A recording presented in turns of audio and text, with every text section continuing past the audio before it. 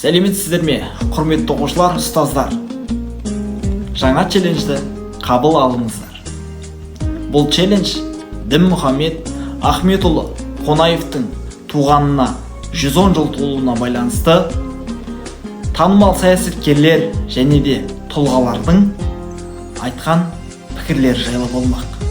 Америка Құрама Штаттарының 34-ші президенті Дуайт Эйзенхауэр Дінмұхамед Ахметұлы Қонаев жайында осындай бір керемет ой пікірін білдірген екен.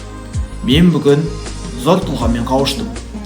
Ол терең саясаткер, халықтар даналығын толық меңгерген КСРО-ның сирек кездесетін тұлғасы деп өзінің сөзінде келтіріп кеткен екен. Мен бұл челленджді мектебіміздің өзін-өзі басқару тобының тәрбие министрі Рахимов Нұрсұлтанға жолдаймын. Челленджді қабыл алыңыз, жалғастырыңыз.